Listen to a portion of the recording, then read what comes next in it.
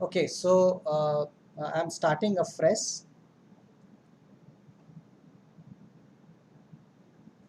So today I'll try to cover 5G core, two part of 5G core, and there will remain one or two more parts. And in part one and part two. So in part one, today I'll be covering high level 5G system, and then I'll talk about 5G reference point architecture. Then we will discuss about PDU sessions, protocol data unit sessions, and quality of service flow, a bit about it. And then we'll discuss about different 5G network functions like access and mobility functions, session management function, user plane function, policy control function, and UDM, Unified Data Management. So let us start with high level 5G system. So this is a example of high level 5G system which consists of user equipment, and user equipment can be mobile device or can be machines or any object, as 5G supports mobile device as well as other machines also to be connected. And then you have a air interface, and you have NG-RAN. So RAN is radio access network. NG stands for next generation. So 5G RAN is called NG-RAN. Sometime it is also called new radio, and it is also called G Node B. As you know that in 4G we used to call it E Node B. In 5G it is called G Node B. G stands for next generation again. And then of course we have 5G core network where all these network functions are there. And finally it connects to a data network. So it can be any kind of data network. It can be normal internet, it can be IMS, or it can be even a corporate LAN, or any kind of data network uh, uh, uh, can be connected to 5G core network. And the entire thing combinedly is known as 5G system. Many times you will see 5Gs written. So it is 5G system. That means it consists of end-to-end devices, RAN, 5G core network, and data network. So this NG-RAN part, radio interface, we have already gone through 5-6 sessions. Today our focus will be on 5G core network. Okay, so let us look at 5G system architecture. So this is a very simplified 5G system architecture, and only the few important network functions are mentioned here, and it is a reference point architecture. When I say reference point architecture, what I mean is that every network function gets connected to other network function on a specific reference point or a specific protocol, and this is true for 2G, 3G, 4G.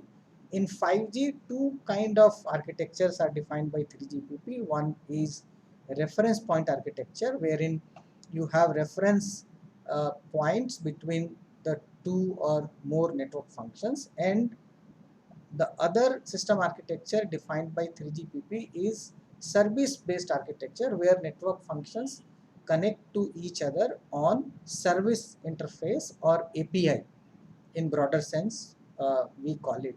So let me introduce you to these network function, at least the nomenclature in this slide, and then we will go into their functionality in upcoming slide. So let us start from here. So UE is your user equipment. They are also written on the right side. You can later on also read. And the next element is the Z node B. Z node B is nothing but your radio access network, or physically whatever you see on a tower, and of course some devices below the tower or at some other location. So combinedly this is called as Z node B. In 4G we used to call it E node B. Then we have a network function called AMF, access and mobility functions. This is a access point for user equipment. So user equipment connects to core network through AMF, and the mobility function is also taken by AMF, access and mobility functions. The next network function, so we talked about AMF, next network function is our SMF, session management function. So as the name suggests, it manages the data sessions for the user, right? So whenever there is a data call, those sessions are created or modified or deleted by SMF. And the next we have user plane function. So UPF, we call it UPF, user plane function. So the data actually flows through UPF from UV to G node B to UPF and then to the data network. So that's why it is called user plane, because user data flows through it. And the next is PCF, policy control functions. All policy related decisions are taken by PCF and it gets it implemented through SMF and other network element. And finally, we have UDM, Unified Data Management. So all the subscriber profile, it is akin to your HSS or HLR in previous generation of the network. So your subscriber profile are maintained here, and also it keeps certain securities key required during authentication and other aspect. It also contains profile of the data network, because there will be many data network connected, so it will contain profile of data network also, so that when a particular customer want to access a particular data network or service, all the subscription detail would be available in the UDM, which will be utilized by other network function by querying UDM. So this is a broad reference point architecture with key network functions for simplicity. And now let us talk about this blue line. So blue line is nothing but uh, these are series of connections from user equipment to Z node B to UPF and then to the data network where your data flows. And this pipe is called, so this is a kind of a PDU session, protocol data unit session. So these series of connections are created whenever a user want to send or receive some data. So a PDU session is created. So this particular blue line indicates the PDU session. PDU is protocol data unit. So protocol data unit session we call it, and that's why we also call it this area as a user plane, because user plane data is flowing through this. Let us move forward. So now we will briefly discuss the PDU session and quality of service flow, and then we'll talk about network function for better understanding. So as we discussed that this particular blue line is series of connections from UV to Z node B to user plane function and finally to a data network, and this is called PDU session. So this let us uh, uh, see that PDU session, the blue line which we saw, a blue pipe which we saw in earlier slide is represented here as a pipe. So whenever a device, a user equipment uh, connects to the network, right, and so the a PDU session is created for the user device. A PDU session is created for a user device which connects from from your device to G node B to user plane up to the data network. It connects to the data network finally. A PDU session is created, and every PDU session is unique to the device, right?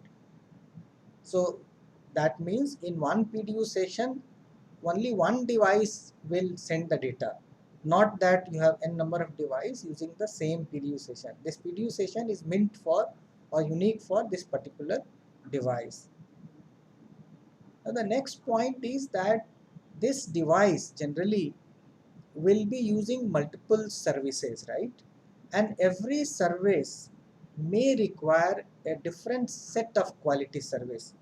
For example, if suppose this device is trying to access internet or services on internet, so basically in that case it will be using a default quality of service where on best effort basis resources will be allocated. Whatever resources are available on best effort basis, the resources will be available to this particular device.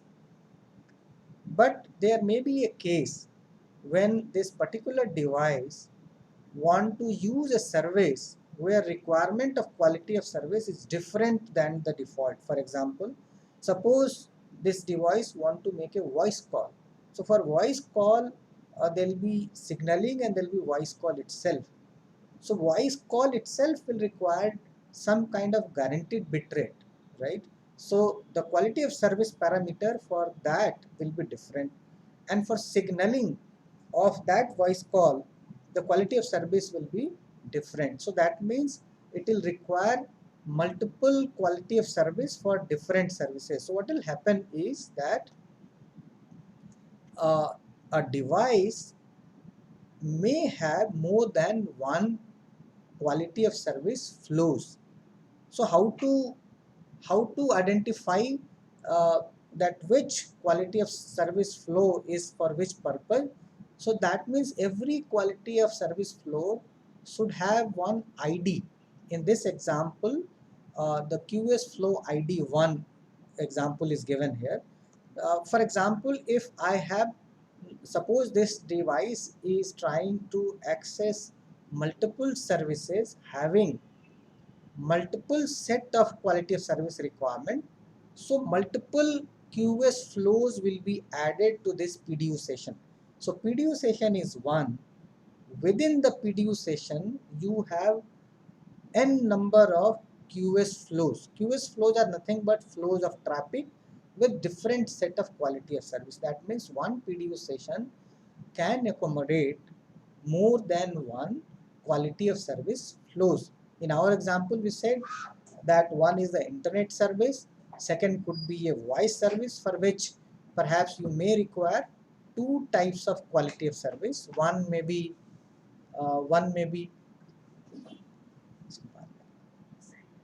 just a moment, give me a moment.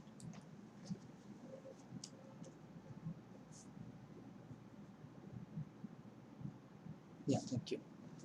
Yeah, sorry, some file had come. So it may be using voice service. It will have a different set of quality of service and different QS flow will be added. So it can add n number of quality of service flow. So QS flow is kind of a transient in the sense that a new QS flow can be added. A QS flow which is running can be actually removed also, because suppose the user have stopped using a service, so that particular QS flow will be removed from the PDU session. So it can be added, it can be removed. So it's a kind of a transient based on the requirement. Now with this understanding of what is a PDU session and what is quality of service flow, let us look into different network functions of 5G and what are the different functions they actually perform. So let us start with AMF. So AMF is also called core access and mobility management function. So we are talking about AMF in this diagram. So let's look at here. So as we discussed that the two of the important function of AMF is, one is the registration and security. So as it is an access point for user equipment, of course user equipment will get connected to AMF through the radio or G node B, but in fact it will be directly talking to the AMF. The G node B is kind of a transparent at that point of time. It is giving access media to the user equipment. So all those control signaling from user equipment to the core comes to AMF, and that's why during initial registration or other security aspect, AMF plays very key role. So that's why registration and security. The second aspect is the mobility. When customer move from one area to other area, so the mobility management is done by AMF. If you understand the 4G network, we had a network function called MME, Mobility Management Entity in 4G. So AMF is equivalent to that. Rather, part of the MME has come into AMF. Access and mobility part of the MME is kind of AMF in 5G. So suppose you have a device, mobile device or any other device. So normally this device will have two states. One, that it is active, it is making a call, or it may be inactive. At that point of time, it is not making any call. So AMF, access and mobility function, actually knows the subscriber location. And to what extent it knows? Suppose your mobile is active, then it will know the potential cell ID where the device would be located, because uh, I mean, if you have a G node B, it will have it may have 3 cells or sectors. So the AMF will know that in which cell the customer or the device is located. In case the device is not active, inactive, not making a call, at that point of time, it will at least know the tracking area. So what is tracking area? Can somebody open the mic and tell me, because most of you are from telecom? In case somebody want to answer, or uh, let me answer. So tracking area is kind of a set of cell IDs. So n number of cell ID together. So there will be a cluster of cells that is called tracking area. And there is also concept of registration area in 5G, which was not there in 4G.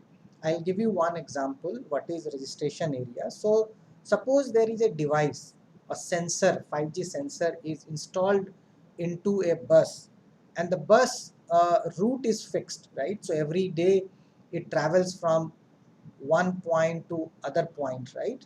So every day it travels, comes back, travels, come back. So what will happen is that it may consist of multiple G node B.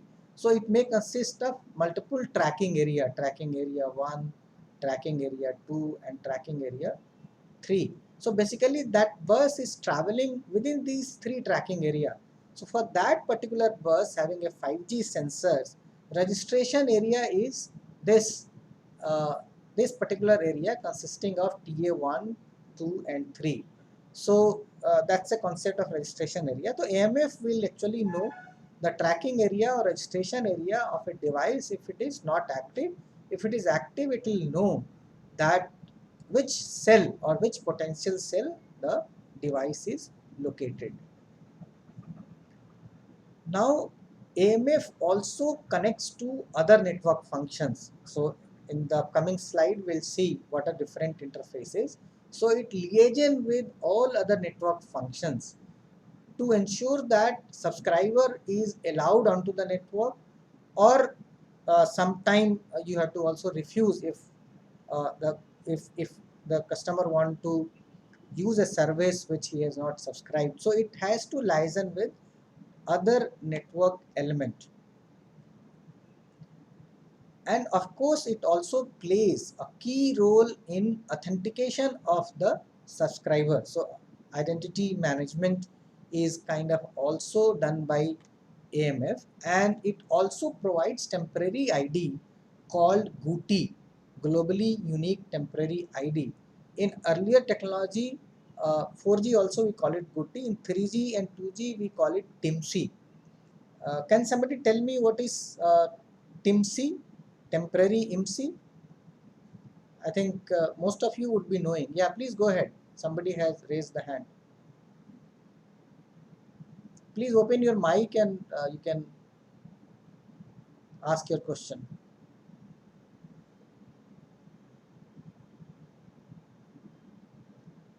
I'm not able to hear.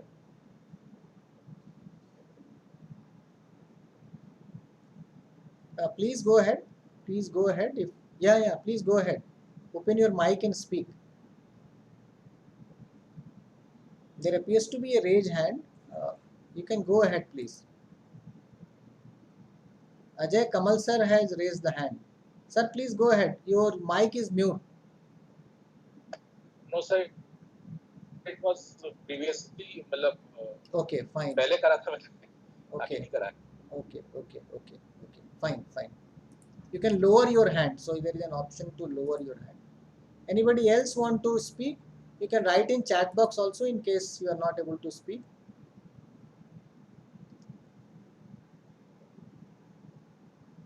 Okay, then let me proceed. You can write in chat box because I have a second screen where I can see. Okay, fine. So okay, yeah. You have answered rightly that it is temporary mobile subscriber identity. So what happens that uh, this AMF, so whenever a user want to connect to the core network, so it sends its identity MC. In 5G, that MC is sent in a encrypted way.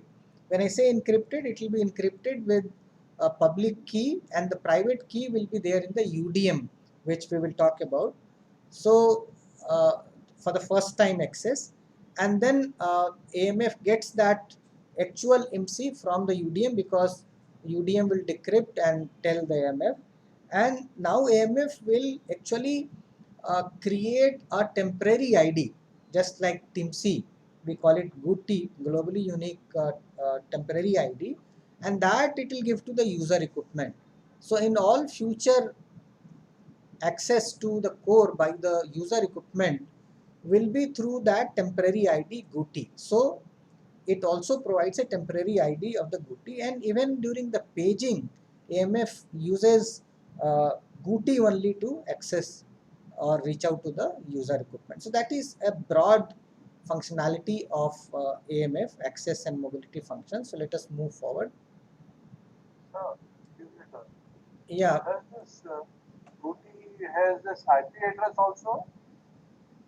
no. GUTI is not an IP address. It is similar to MC.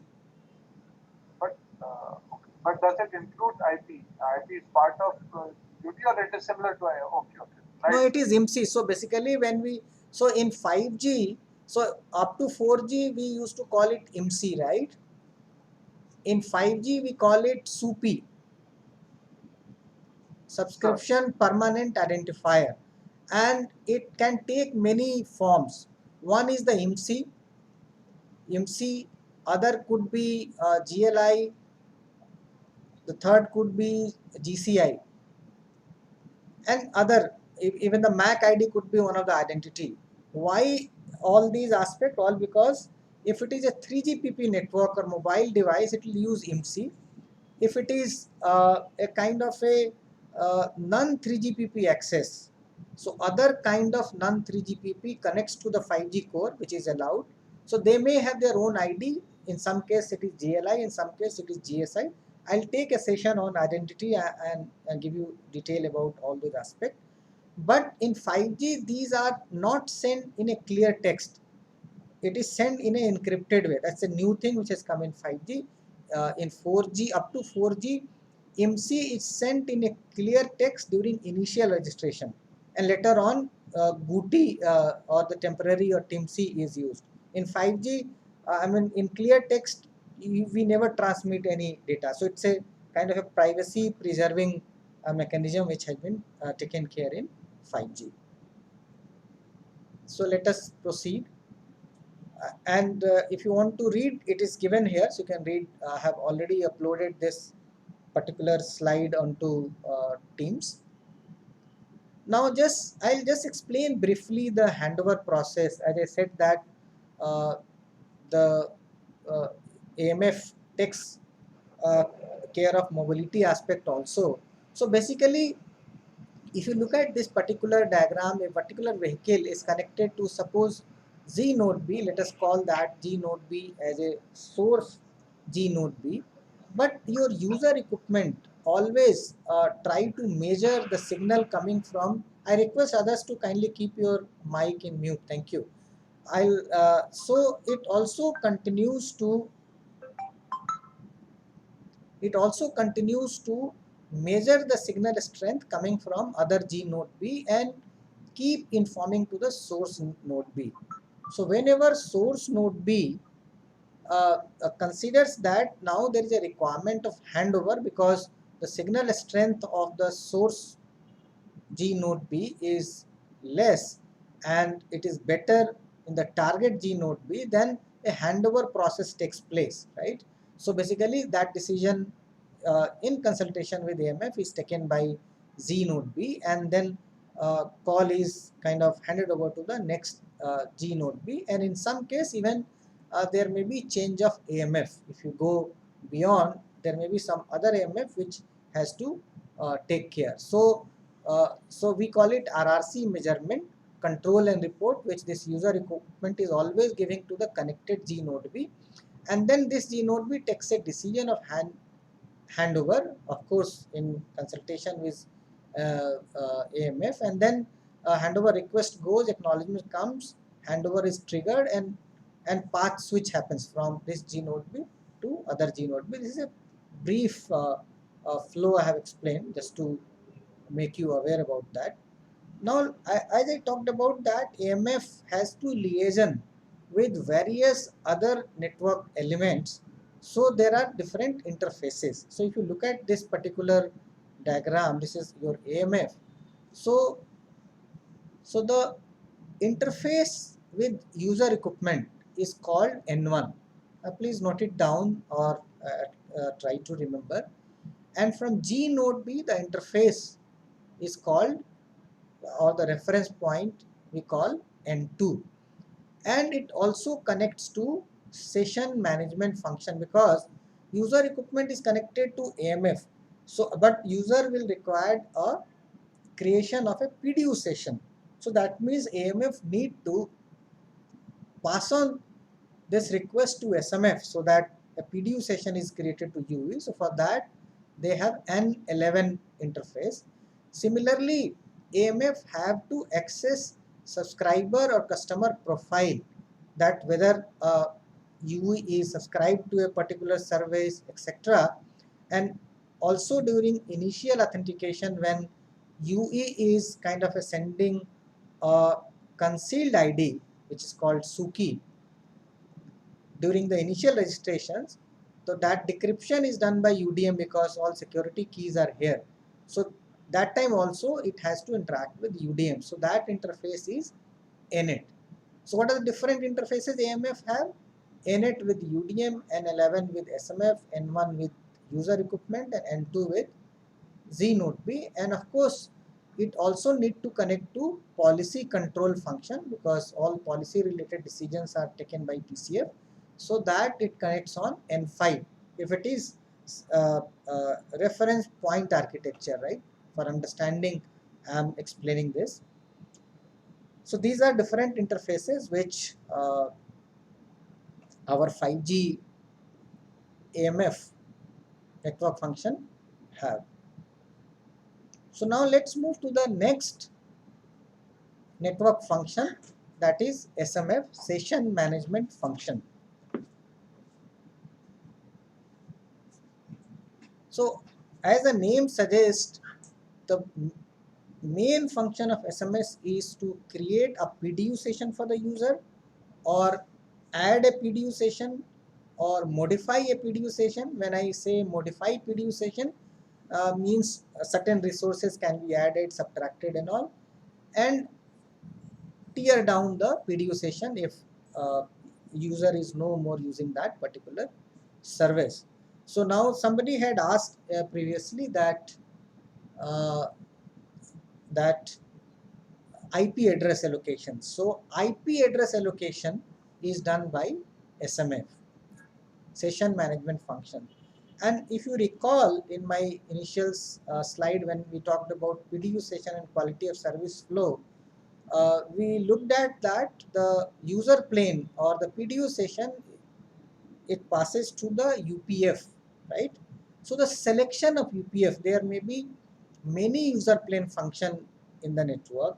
So which UPF need to be selected for a particular PDU session, that decision is also taken by session management function.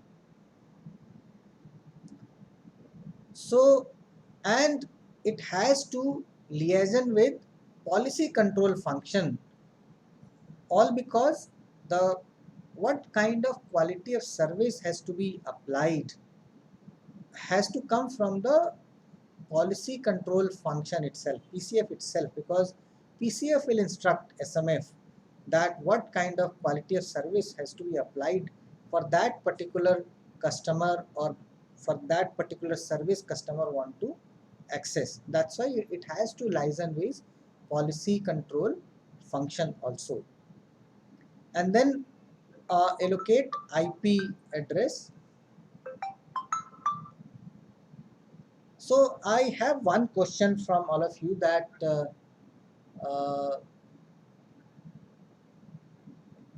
there is one question that do we need multiple PDU sessions? So up to release 15, so there is no question of multiple PDU session, but in release 16 onwards there is a concept of multiple PDU session which I will talk about later. So my question here to one of you is that whether in each case SMF need to allocate IP address or only in certain scenario it needs to allocate IP address. If somebody can answer, or if not, then I'll be explaining that.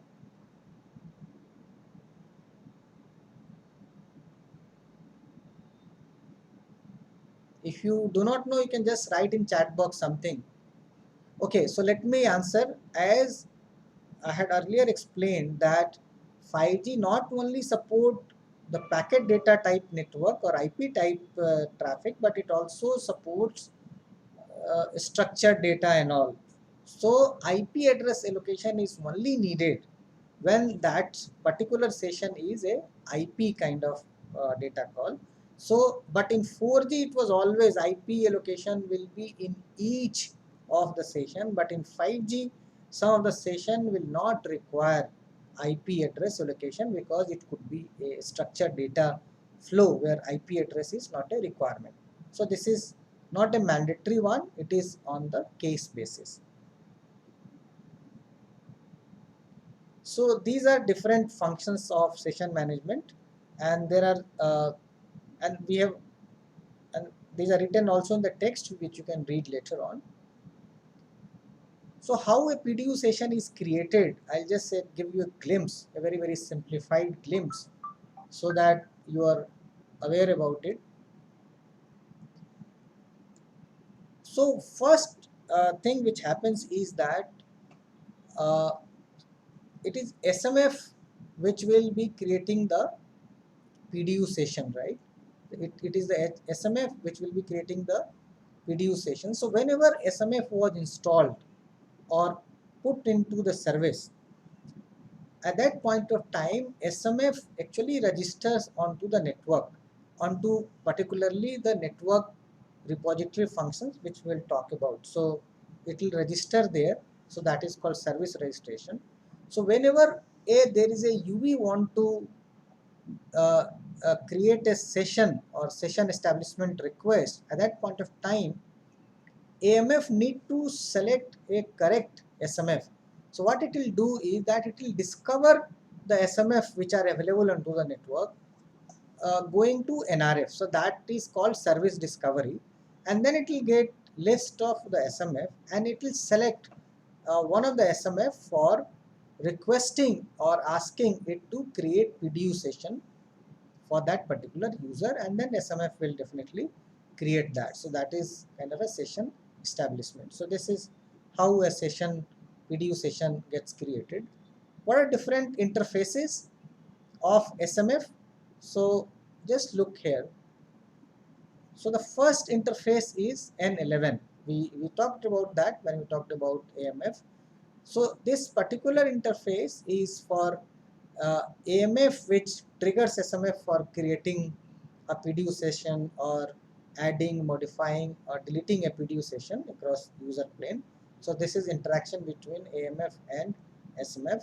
And the next is your N4.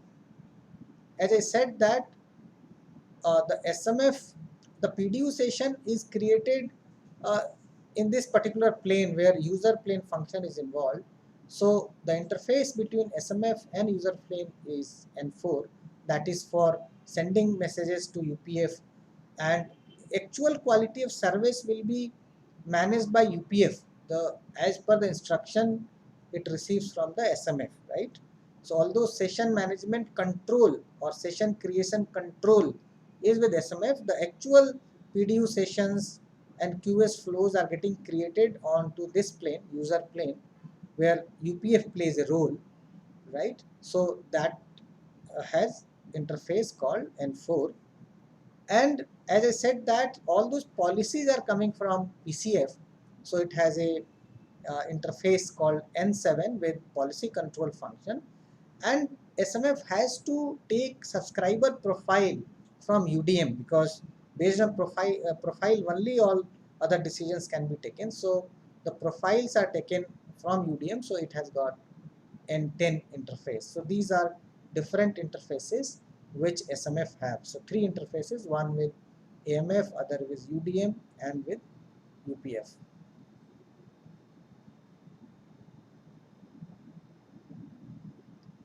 Now let's come to user plane function itself, UPF, where so the question is why UDM is not connected to uh, PCA, because that is not required. UDM is just a repository of subscriber information and security keys. So there is a indirect kind of communication, not a direct communication. Right?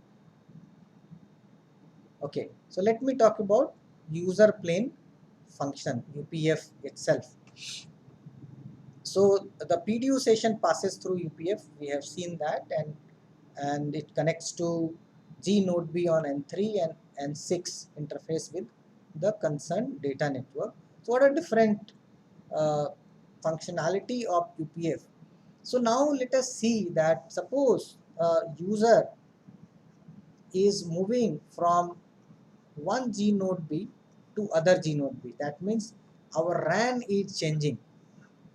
If it is moving, then what will happen? It's earlier the call was handled by this particular G node B, and now when it has moved this side, it will now be handled by this G node B.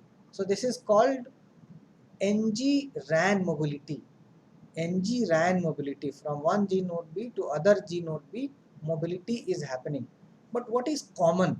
So if you look at that diagram, you had UE devices, then you had RAN, which is changing in our case from this to this perhaps, and then you had UPF in user plane.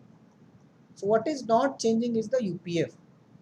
So that's why we call it that UPF is an anchor point for NG RAN mobility. UPF is an anchor point for NG RAN mobility.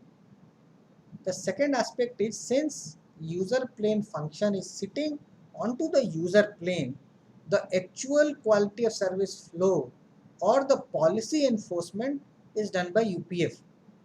Of course, it will get command or instruction from SMF, but the actual QS flow and policy enforcement, the UPF has to do sitting in the user plane.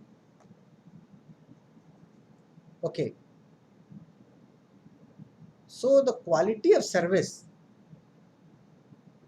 has to be ensured by UPF based on whatever SMF instruction has been given, and it has to implement the policy uh, as appropriate.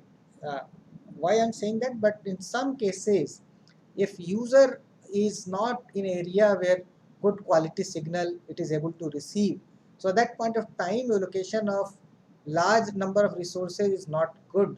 So maybe throttling of data rate can be applied by UPF based on, of course, instruction coming from SMF. So it implements the policy as appropriate or as instructed to it. So that is function of UPF, and of course all the user plane traffic is uh, routed by the UPF itself towards data network if it is in uplink direction, or from data network towards the RAN side and finally to the user side. So packet routing and forwarding is also a function of UPF. These are also written in a text here, so you can read later on. Okay, so what are different interfaces? So we discussed that with G node B, it has got N3 interface, with SMF N4, and with data network N6. There is one more interface which I want to talk about here, that in case there are more than one UPF, and one UPF say is a intermediate UPF and final UPF is some other UPF, in that case the two UPF need to be connected. So this particular interface is called N9, which is not mentioned here because we have depicted only one user plane. The other point which I want to tell here is that although here you have seen only one instance of the network function, there would be many number of instances of these network functions. For example, there may be multiple AMF, multiple SMF, multiple UPF. So there can be more than one network instances. For simplicity, it is shown as one in this particular picture. So what do you have? So N3 interface with G node B, N9 interface between the two UPF, and N6 interface with the data network. So these are different interfaces, and N4 of course with SMF. Now let's talk about UDM, the Unified Data Management. It is akin to your HSS or HLR. So access authorization is one of the function.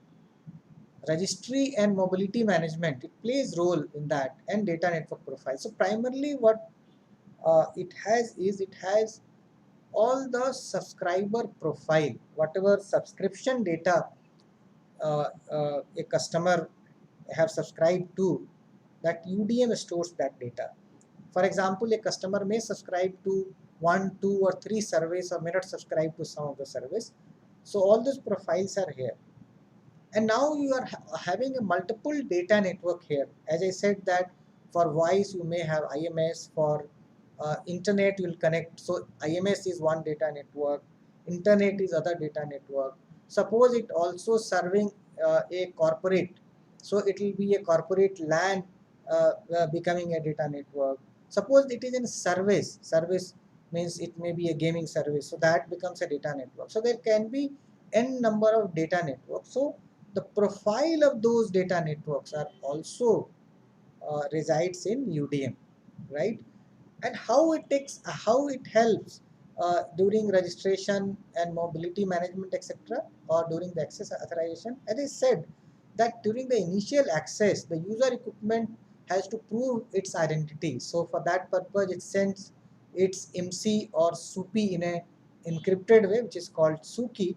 So UDM contains the private key using which that particular SUKI will be decrypted, and then network will know that what is the IMSI of that particular user equipment, and then what is the subscription it may have. So the UDM plays a role there. So basically it contains registry of subscriber information and also data network profile, and it is involved in the access authorization initially, and then it is also involved in registration and mobility management, and it tells AMF and SMF what is allowed or not allowed. For example, if a customer is not subscribed to a particular service, so the when PCF or when SMF or AMF interact with UDM, takes the subscriber profile and then accordingly apply those rules, whether a particular quality of service can be given to a customer or not. So all these aspects, the profiles are there in UDM, and for that purpose it is used. So what are the interfaces? Just see the interfaces. So as I said, the AMF has to talk to UDM during the initial access and mobility related aspects. So NNet interface. SMF also takes subscriber profile for providing different quality of service. So N10 interface, and so these two interfaces UDM have, right? So let's move forward. Now let's talk about policy control function. It's very important network function in 5G. So all policy related decisions are taken by policy control function. So what are different functions? One is that dynamic policy decisions based on conditions. So for example, if a customer uh, uh, is an area where if the coverage itself is not there, so the PCF may decide even not to create a PDU session, right? Because customer may not be in an area where network can offer that particular service, so it may deny, or it may throttle the data rate or reduce the data rate. So all those dynamic decisions based on conditions are taken by PCF based on whatever data it receives from various network element, and it can even alter mobility or session related aspect.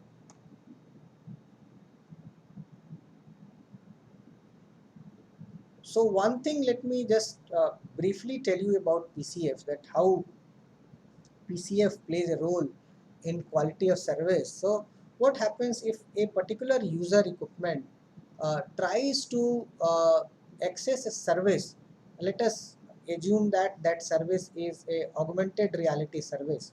So augmented reality service, that you can also call it application function AF, which is a kind of data network there where this service is running.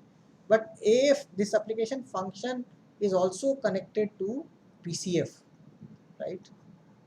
So whenever this user want to use particular service, so on a normal connection, the default PDU session which is already created for UV, it reaches out to this particular application and trigger that it want to use AR service. What this service does is it then again requests this PCF that a particular user want to AR, right? So now PCF knows that a particular user want to use this augmented reality service, so it creates different quality of service rules, and that rules is sent to SMF to actually apply, right?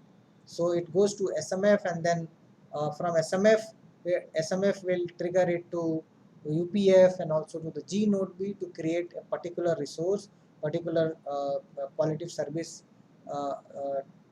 flow for this particular service. So PCF is the key which takes all those policy decisions by interacting with other network functions. So this is very, very key network function in 5G. Okay, so this part we have covered. So now I have second part. I'll be starting second part, but before I start second part, we can interact, or we can discuss if there is any doubt, and then we'll move to the second part of my session. So either you can open mic and ask the question, or write in the chat box, any one of you. Shall we have 3 minutes break, sir? Okay, fine, no problem. So in between, those who want to just interact can go ahead and interact.